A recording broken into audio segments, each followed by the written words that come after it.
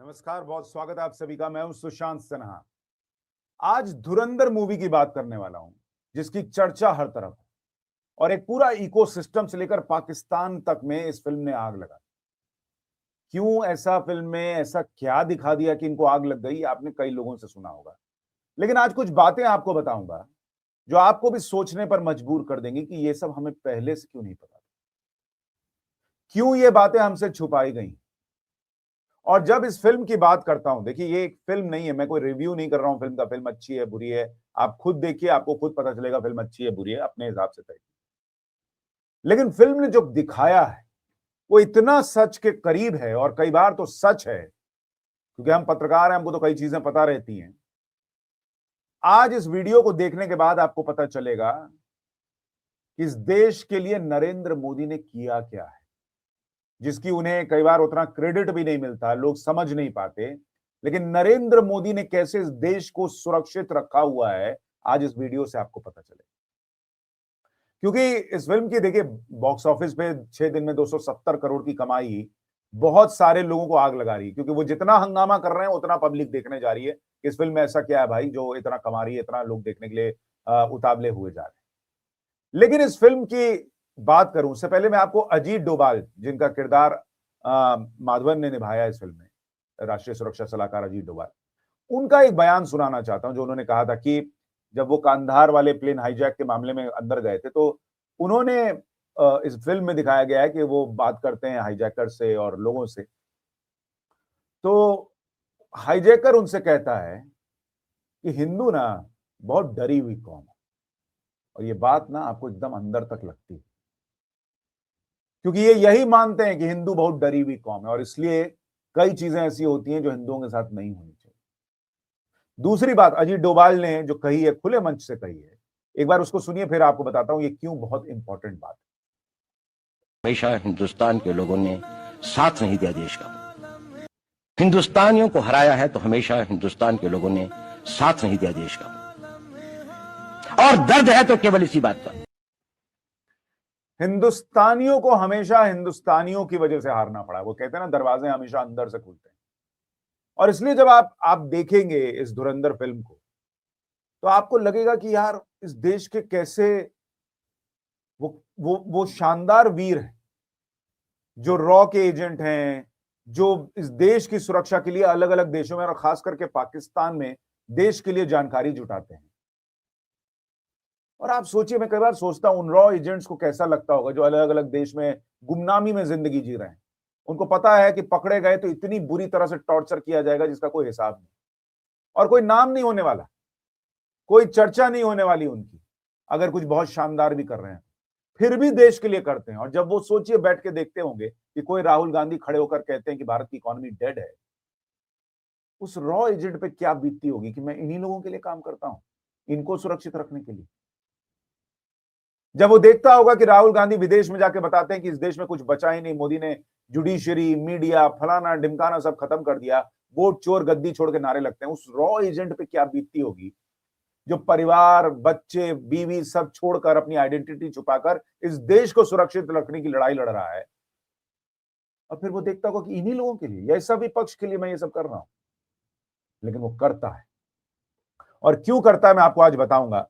लेकिन आप पहले देखिए इस फिल्म के बारे में थोड़ी चीजें आपको बताता हूं। देखिए अजीत डोभाल का जो किरदार है, उसके बारे में ये याद रखिए कि वो सीजन कैंपेनर है, मतलब वो करते हैं जो शायद ही किसी ने किया हो। और इसीलिए इस फिल्म में जो किरदार चुने गए वो सारे एकदम आपको लगेगा कि रियल लाइफ से जुड़े हुए हैं। जैसे अर्जुन रामपाल उस मेजर इकबाल का किरदार निभा रहे हैं, जो 26/11 के हमले के वक्त आतंकियों को सैटेलाइट फोन से जो है वो कमांड दे रहा था। संजय दत्त एसपी चौधरी असलम बने हैं वहां पर, जिसने कराची में लियारी में जो गैंग था उसको साफ किया। रणवीर सिंह के बारे में कहा जाता है मेजर मोहित का किरदार उन्होंने निभाया, लेकिन फिल्म में ऐसा कोई दावा नहीं किया गया है। आर माधवन अजीत डोभाल के किरदार में है, और वो तो उनका लुक गेटअप ही देख के लग जाता है। अक्षय खन्ना ने रहमान डकैत का किरदार निभाया, और इसके अलावा भी आप जितने लोगों को देखेंगे वो सारे लोग रियल लाइफ से बिल्कुल लगभग मिलते जुलते इस फिल्म के अंदर रखे गए, क्योंकि फिल्म का मकसद ही है कि सच्चाई लोगों को पता चले। और इसलिए अगर आप देखेंगे, जैसे लियारी की तस्वीरें आपको दिखाता हूं, ये रियल लाइफ जो रियल इमेजेस हैं, बीबीसी को तो बहुत आग लगी हुई है कि भाई आज की डेट में लियारी कैसा दिखता है कराची का, वो इनको बताना है। लेकिन लियारी कैसा था और क्या है, आपको मैं तस्वीरें दिखाता हूं। ये चौधरी असलम को देखिए, जिसका किरदार संजय दत्त ने निभाया, वो रियल लाइफ में आपको दिखा रहा हूं। ये कराची के लियारी की तस्वीरें हैं जो आप देख रहे हैं। वहां किस तरीके से गोलीबारी होती थी, किस तरीके से गैंग वॉर होता था, किस तरीके से वहां पर माफिया के खिलाफ एक्शन लिया जाता था, वो तस्वीरें, ये रियल लाइफ तस्वीरें आपको दिखा रहा हूं, जिसका किरदार संजय दत्त ने निभाया हुआ है। तो इसलिए जो भी चीजें हैं ना, वो सच्चाई के बिल्कुल करीब है। और पहली चीज जो आपको चुभती है, वो चुभती यही है कि ये चीजें इस देश में क्यों हुई, कैसे हुई, और उनको रोका क्यों नहीं गया। जैसे एक चीज जिसकी उतनी चर्चा नहीं हो रही, मैं देख रहा हूं कि चर्चा हो रही है कि 26/11 के आतंकियों का ओरिजिनल ऑडियो कॉन्वर्सेशन सुना दिया गया। मैं भी आपको आगे सुनाऊंगा इस वीडियो। लेकिन उससे भी बड़ा प्रश्न है, इस फिल्म में एक डायलॉग है कि पाकिस्तान भारत के नकली नोट छाप रहा था और उसके लिए उसको जो मदद चाहिए, जो खाका चाहिए नोट छापने के लिए, वो फिल्म में कहा दिखाया गया कि कोई भारतीय मिनिस्टर और उनका बेटा जो है वो पाकिस्तान को जो है वो एक तरीके से सप्लाई करता है। ये फिल्म में आरोप लगता है। इसकी कोई चर्चा ही नहीं है, क्योंकि भारत में जो हुआ उसको लेकर अगर आप डॉट्स कनेक्ट कीजिएगा तो आपको चीजें समझ में आएंगी। जैसे मैं आपको बताता हूं कि फिल्म में यह दिखाया गया कि पाकिस्तान में जो फेक नोट का डॉन था जावेद खनानी, उसको फिल्म के अंदर दिखाया गया। ये असली वाला आप देख रहे हैं दाहिनी तरफ जो फिल्म है वो दिख रहा है। ये जावेद खनानी भारतीय नकली नोट बनाकर भारत की अर्थव्यवस्था को जो है ना खोखला कर रहा था। और ये आदमी कब मरा आपको पता है? ये आदमी तब मरा जब भारत में नोटबंदी हुई और तारिक फतेह ने ट्वीट किया था कि India's demonetisation triggers Pakistani casualty, money laundering king Javed Khanani commit suicide in Karachi. 8वीं मंजिल से नीचे जमीन पे गिरा था, कुत्ते से भी बदतर मौत हुई थी इसकी।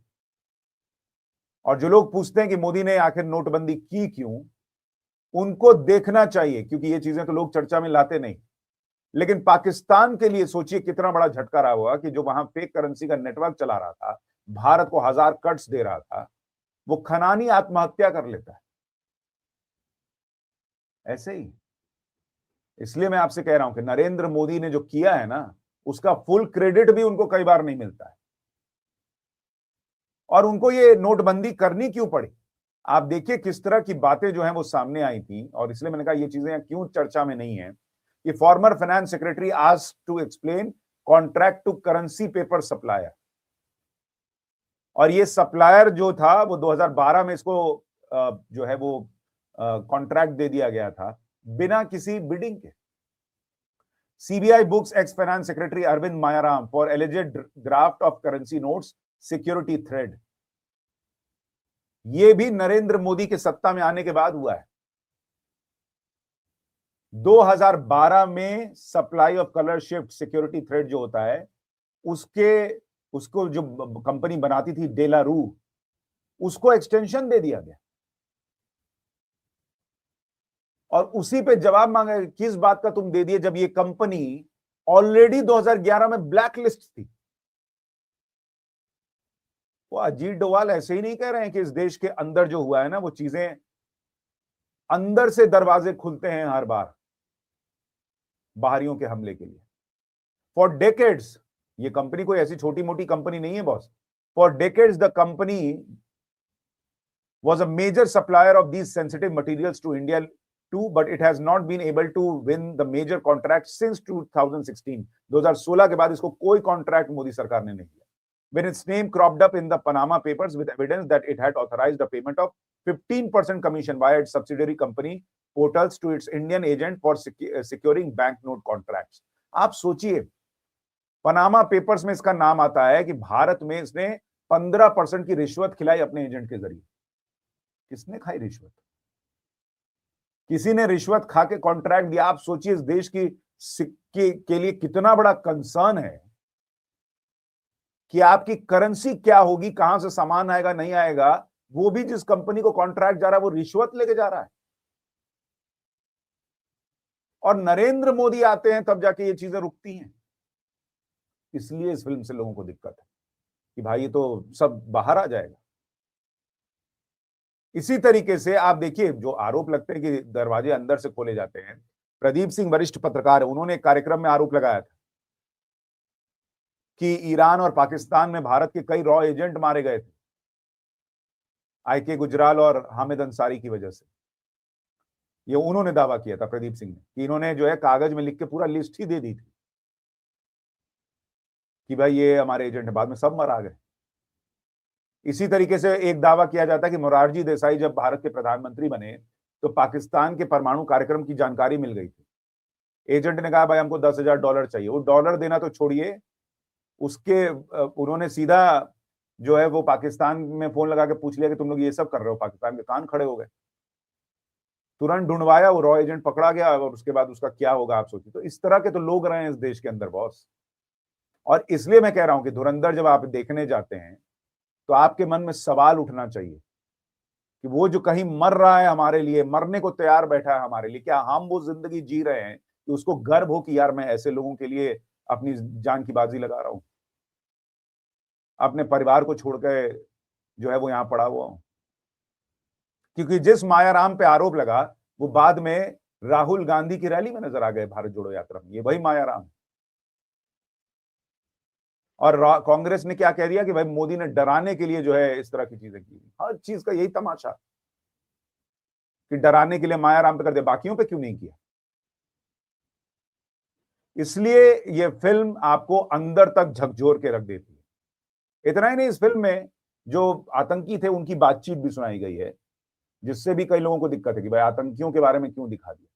जरा मैं आपको उसी बातचीत का एक हिस्सा दिखाता हूं। 26/11 के आतंकी कितने आराम से लोगों को मारने की बात कर रहे थे और पाकिस्तान में बैठा हैंडलर उनसे कैसे बात कर रहा था। दबाओ फायर साले को, बोल दो, हिट करो साले को, हिट करो, दबाओ फायर साले को, बोल दो चैम्बर, बोल दो, लगाओ हेली हमारे ऊपर हेली आ गया। मेरा ख्याल है इधर चांस है, कुछ हेली आ गया ऊपर, हमारे ऊपर हेली आ गया। लगाओ साले को, लगाओ तो करो, फायर शुरू हो गया, करो बराबर से फायर शुरू हो गया। उमर कवर लो, उमर कवर लो, हमारे कमरे में फायर शुरू हो गया, हमारे कमरे में फायर शुरू हो गया। मोबाइल जेब में रखो, फायर शुरू करो।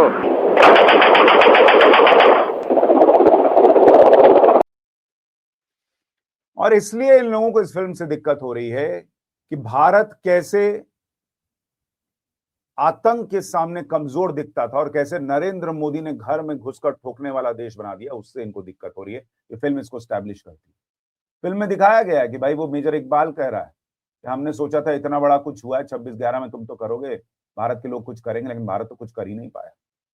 ये पाकिस्तान में बैठ के नहीं बोलते होंगे, बोलते ही होंगे। आज उनकी हालत खराब होती है कि बाप रे बाप मोदी क्या ही कर देगा। ये इन लोगों की हालत नरेंद्र मोदी ने बना दी और ये इस फिल्म से पता चला। और अभी तो पार्ट 2 आना बचा हुआ है। अभी इतने में ही कि पाकिस्तान पे सवाल खड़े हो गए, यहाँ इकोसिस्टम पे सवाल खड़े हो गए, इतने में पूरा पॉपकॉर्न बन के ये लोग उछल रहे हैं। अभी पूरी कहानी दिखाई जाएगी, पूरी बातें बताई जाएंगी, तो सोचिए क्या हो। और मार्च में मेरे ख्याल से फिल्म का पार्ट 2 आ रहा है।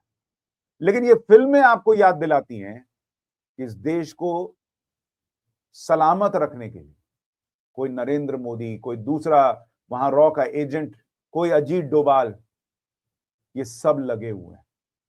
और कौन है जो इस देश को कमजोर करना चाहता है, उसको पहचानना जरूरी है। और ये पहचान इस फिल्म को देखने के बाद आपकी मजबूत होती है। इसलिए ये फिल्म जरूरी है। अगर आपने फिल्म देखी है तो आपको फिल्म कैसी लगी जरूर बताइएगा, अपनी राय दीजिएगा। नमस्कार।